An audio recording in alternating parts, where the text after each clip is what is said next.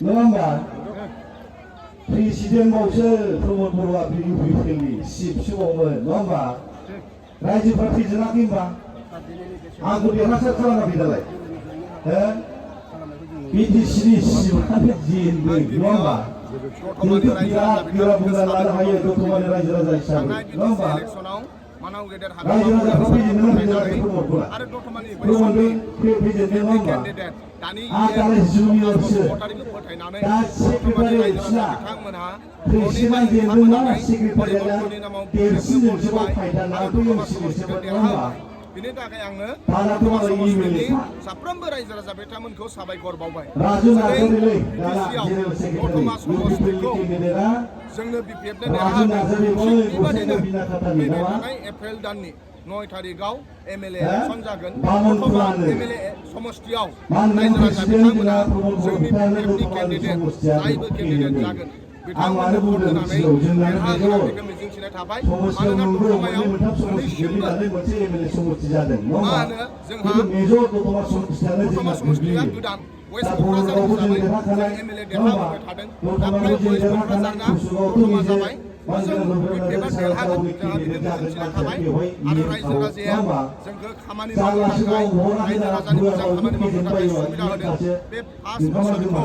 जों ओरैनो आगारहरा रायजो राजानि मोजां खामानि मावनानै साफ्रोमखौबो बोजबनानै लानानै बे ओनसोलनि जौगानाय बे ओनसोलनि डेभेलपमेन्टनि थाखाय जों खामानि मावनांगोन बेनि थाखायनो हाग्रामा महिलारि सारा जोंखौ बोसोन होबाय थायो जोंनि वार्कार्सफोरजों लोगो हमलांफैदों दिनै जोंहा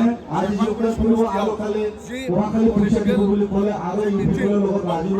गुबुन गुबुन दोलोनिफ्राय 700निफ्रायबो बारा गोदान गोदान गुबुन गुबुन दोलोनि दैदेनगिरिफ्रा जोंनि बिपिएफ दोलोआव हाबफैदों आं बिथांमोनखौ बरायनानै लायो आरो आं बिथांमोननो खोथा होयो फैबाय थानाय समाव जों खौसेयै बिदा फंबाय हिसाबै गोदान मोजां नायाबालासिनो जयै जों बिटिसि जौगानाय बिटिसि डेभेलपमेन्ट आरो बिटिसिआव सान्थि प्रतिष्ठा खालामनायनि थाखाय खामानि मावनांगोन बिपिएफआ दोलोआ रायजोफोरानो मालाबाबो राजनिति खालामाखै रायजोफोरनि थाखायसो राजनिति खालामदों रायजोफोरनि मोजांनि थाखायसो जों राजनिति खालामदों रायजोफोरनि साख्रिनि थाखायसो जों राजनिति खालामदों बहा लामा नांगौ बहा दालां नांगौ एमएलए बहा बिथाङा स्कुल हयथ' नांगौ बहा रुपनाथ नार्जारि कलेज नांगौ सानानै सोरनो जानो आइवाइल हागौ आं होनांगौ बेखौ आसा नङा खालामो होमबा मानाव गेदेर जों राजु नार्जारि सोलोंथाइखौ बिथाङा फोसाबनानै जों नागिरसिनो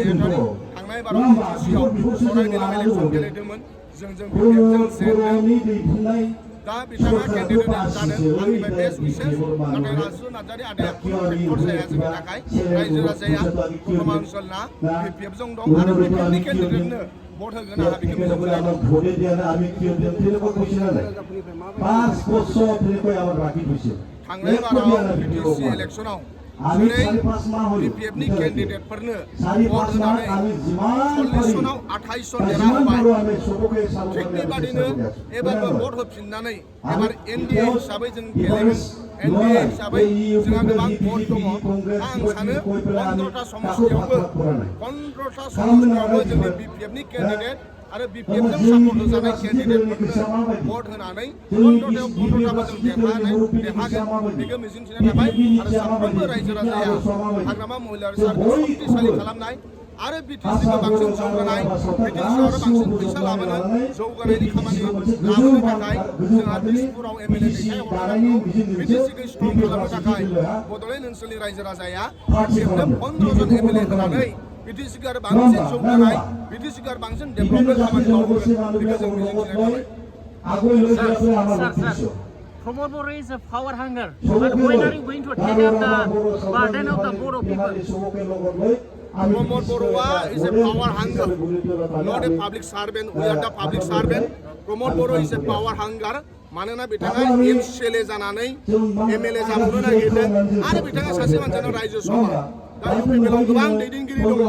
इउपिपिएलनि दैदेनगिरिफोरनि खोथाखौ बिथाङा सानाखै गावनि इन्डिभिजुवेलनि खोथाखौसो सानदों रायजो राजानि जौगानायनि खामानि मावनायनि जेबो बिथांनाव थिरांथा थाया सासे मानसियानो जुदि एमपिबो जानो लुबैयो सासेयानो एमएलएबो जानो लुबैयो सासेयानो एमसिएलए सासेयानो पार्टिनि प्रेसिडेन्ट गाबोन समफोर गामिनि गावबुरा जाहैथोंसै सेक्रेटारि जाहैथोंसै बिसिडिसिनि मेम्बारबो जानो लुबैयो बिसिडिसिनि चेयारमेनबो जानो लुबैयो बेनो प्रमाण जे सासे एसेबां पावार हांगार मानसिजों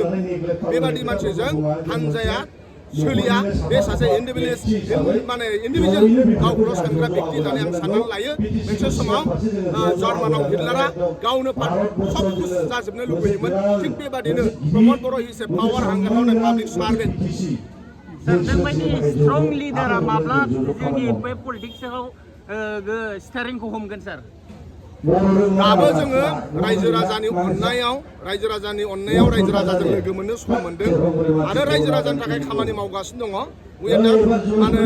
पियर पाब्लिक सार्भेन्ट आरो बड'लेण्ड ओनसोलनि रायजो राजाखौ दुखु सुखु समाव रायजो राजाजों थागोन आरो अराय समबो खामानि मावलांबाय थागोन आरो फैबाय थानाय समाव इसोरा अनोब्ला हाग्रामा महिलारि सारा अनोब्ला रायजो राजाया अनोब्ला जोंबो सिगांनि सुरिनियाव थानानै खामानि मावनो मोनगोन बेखौ मिजिंथिनाय थाबाय थेंक इउ सार